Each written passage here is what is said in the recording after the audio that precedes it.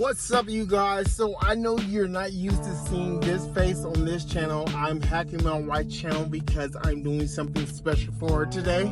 Today's Valentine's Day and I'm down to the last minute.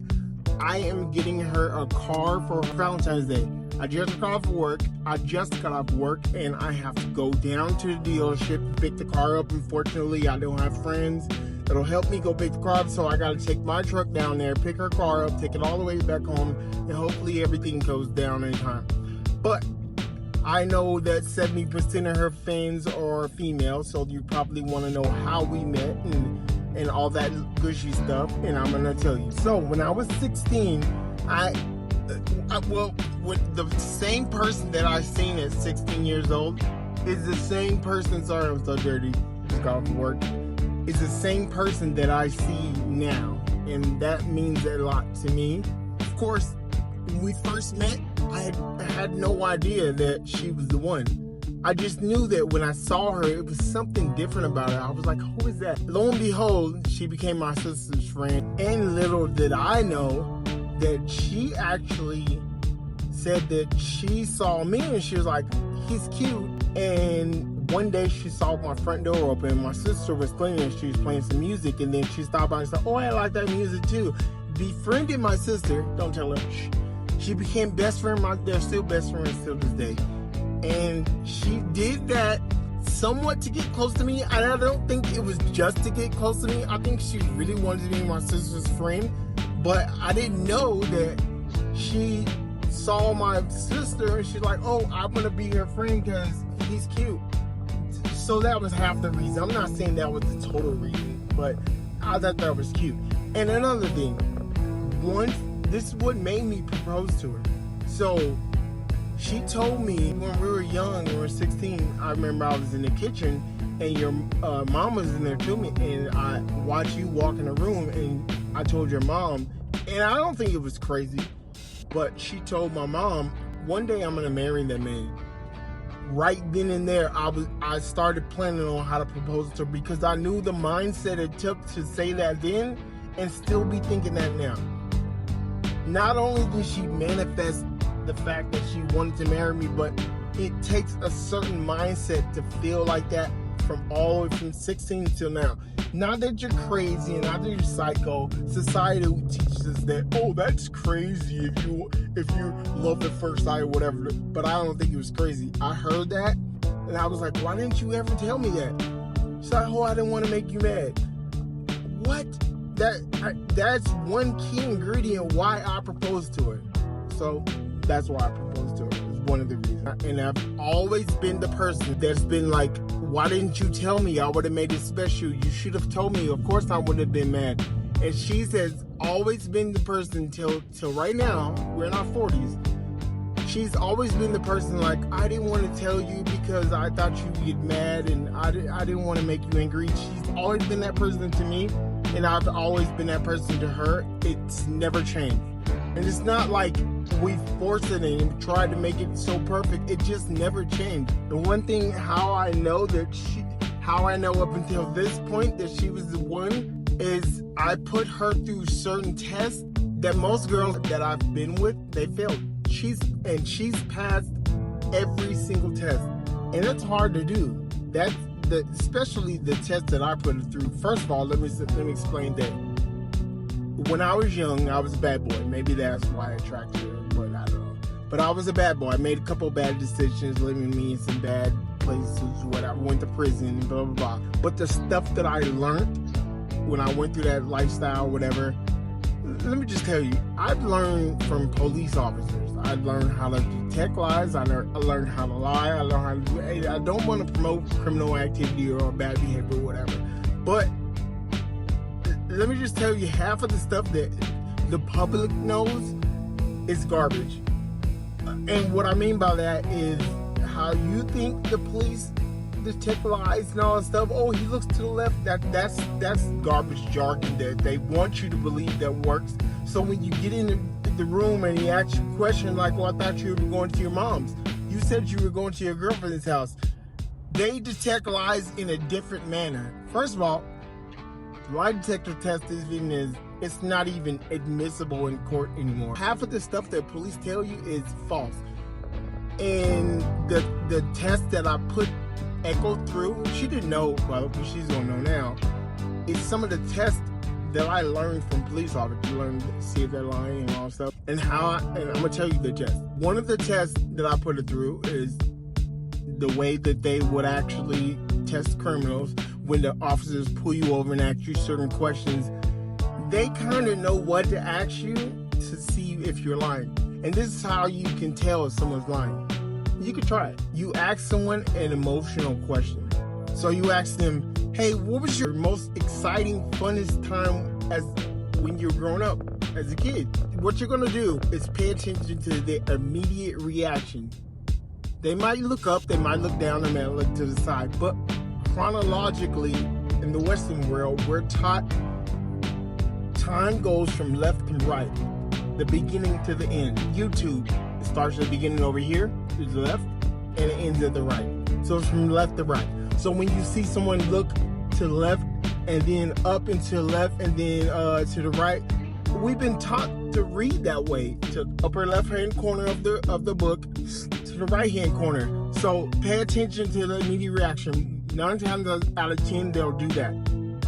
Oh, I remember, and their face will light up, and this is a real emotion. This is something that's he's not going to lie about, because what's the point?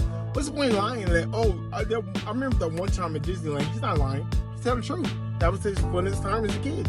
So that's what he looks like when he's telling the truth. Now, ask him another emotional question, but tell him to lie to you. Or her, whatever. Name one time, you can ask him this. Name one time you got cheated on and you loved it. You lied to me. Basically, name one time you got cheated on and you loved it. You lied to me. So he'd be like, oh yeah. So his face will go flat, and it takes a lot. It takes a lot emotionally to lie. So you'll see the face go flat. Oh yeah, I remember one time this girl cheated on me. I loved it.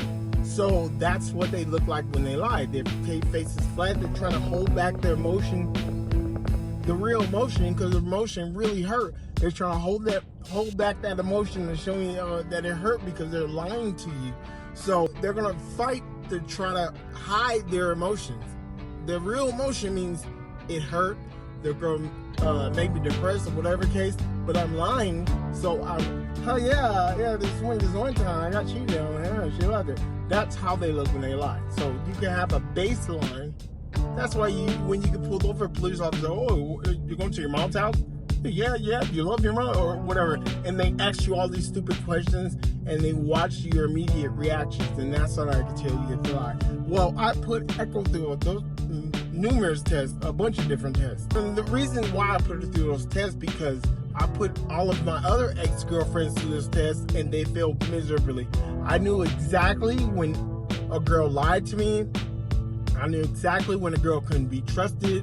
I knew exactly, but it wasn't fair for me to tell them, hey, I put you through this test and you failed it. That was just something for me. If you failed it, then I knew that you weren't the one, or you didn't respect me enough for me to be the one. So they failed and I just made my exit of that relationship, unfortunately. But realistically, what I can tell you, because I know Echo is the one. This girl is amazing and I love her to death. But how I know that she's the one, it wasn't written down, it wasn't written in stone, it wasn't. The thing is, with me and her, it came to the point to where, first of all, my whole life I had to go through all these different relationships to understand it's like there's no perfect one. You have to become the perfect person that you want to date. That's how you find the perfect person. And by the time I figured that out, I was like, you know what? I don't want to find the perfect person. I want to become the perfect person for the other person to date. And not even look for a person that, I want a perfect woman to do this, I want to do this, I want to do that.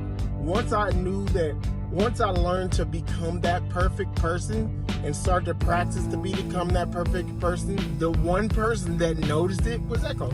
And we just clicked. So we've never not clicked. So when I went to prison, when I made mistakes, when I had girlfriends, when I got my heart broken, she was always there. She was always there as a best friend. We're fortunate. We're in our 40s and we've been talking our entire life since we were little kids. And I love her so much, and I want to repay the favor because she actually bought me this truck. What happened with me is, I don't know if you guys heard about the Trump coin. So I was fortunate to jump in at $6, and then I got out at $73, and it went up to $81, something like that. And I made a lot of money, and I made enough money to go buy her a Tesla. Her sister let her borrow a Tesla and go work back and forth. They're like best friends. And she's like, at first I didn't like the Tesla, but then now I love it. I want to get one so bad. So now I bought her a Tesla. I can return the favor. So I hope she's going to be happy. Like I said, I'm heading to the dealership right now. And hopefully by the time I get there, I can get everything on time because it is Valentine's Day. So I am in the crunch time. I just got off of work. And hopefully once I pick it up, she can be happy and she can see how much I love her, because it has nothing to do with the car and me getting a trunk coin and getting a lot of money. It's just making her happy. That is my lifetime goal now. My lifetime goal until I leave this planet is to make her happy and to keep her happy. So, and one thing, I don't recommend this girlfriend, boyfriend relationship. This is wife treatment only. You're to do this to your wife. You're not to do this to your girlfriend, because if you do, society teaches that, oh, he's too nice. Oh, he was too nice, and I had to get rid of him because he's too nice. So don't do this for your girlfriend. Just have to put that up for your wife, maybe. So that's why I'm doing this for my wife. See, once you're married, you don't have to worry about that. You don't have to worry about, I wonder if I'm being too nice. I don't have to worry about that. I can buy her roses every single day, and I do.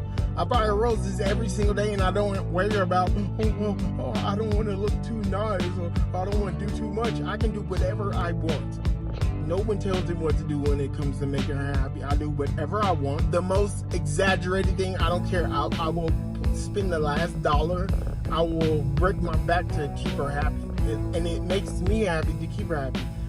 See, most of the times when guys go on dates and get in a relationship, they get in a relationship after being single for years.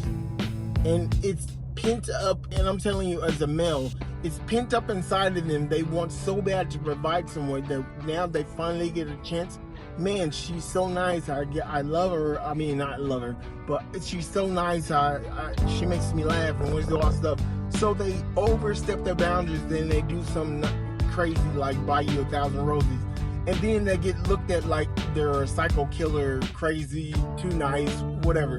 Which is totally stupid. I never understood that. That's where that comes from. It's not because they're too nice or they're psycho or a stalker and all of that. Some guys just get it so emotionally attached that they just have this pent up aggression. I want to provide for someone so bad that I think this is the one I should provide for, and they ruin it, screw it by buying 1,000 roses. I never understood that. When you're too romantic, then it's too romantic, and that's a red flag. It's so stupid. But once you're married, you ain't gotta worry about that stuff. You can do anything you want, and if you want to make your wife happy and buy her 1,000 roses, you can do that. I actually do that. I do stuff like buy her, make sure she has fresh flowers every week. That's just for like the last 2-3 months I've been doing that, and it's making me happy. And I don't gotta be like, oh, am I doing too much? Am I being too nice? And she doesn't respond like, oh, well, that's a little too much. She doesn't respond that way. And I'm happy I'm finally able to do that, because when I was in relationships, I always felt like, oh, if I do too much, or I don't want to do too much, I don't gotta do that no more. And I'm so happy that I don't have to worry about being too nice. So me buying a car on Valentine's Day, it's just gonna go down in the memory books. I don't have to worry about being too over the board. I can be all over the board. And I'm sorry, the sun's all in our face. Y'all can't see me. But like I said, I'm close to the dealership now. I'm going to cut this off and hopefully pick it up and do everything on time, because I'm in the time crunch. I'm supposed to be I'm supposed to be in there an hour. So I'll see you guys later. Peace. Okay, can you guys see me? All right, so I decided to bring her car to her work. I know she has a sister's car, but I thought it would be cuter because it's nighttime and it's all dressed up and everything. But I'm gonna keep it right here, and then I'm gonna surprise her because it was nighttime and it wasn't enough light, so I figured I can go in her garage because there'll be a lot of light here. So I'm gonna go pick her up right now, and then I'm going to reveal it to her. She's gonna actually see it for the first time. I told her I had to surprise her since it's Valentine's Day and she had to work, because casino workers don't get holidays off. They have to work. I'll turn it back on once I pick her up. I'm waiting down here patiently in the lobby because she's at work, so I don't want to make it seem too obvious, but she can't really walk out the regular exits. She has to walk out the employee exits. But hopefully she's going to be happy because I got her a brand new car. She couldn't wait. She went to B5 without me. Is she down there? Where's she at? You excited? Okay, stay right here and I'm going to bring you right here. Hold the camera. I don't know what it is. What do y'all think it is? I'm so nervous.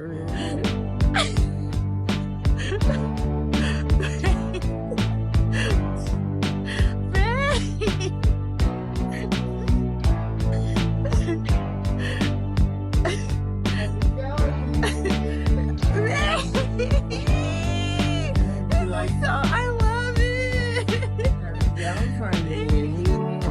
This is the car. I got it all ballooned out for her. You want to drive it? So let me tell you how I got it. Remember the Trump coin? I put money on that and I've made enough money to where I bought this cash. I know who you brought your sister car. We have to come back and get it, but you can drive it home. And then too, there's balloons on the car. But what I want you to do is we're gonna take it up to the roof or whatever, and we're gonna cut the strings, and you're gonna show everybody. Well, we're gonna go outside, and you just cut the strings to show everybody how much I love you.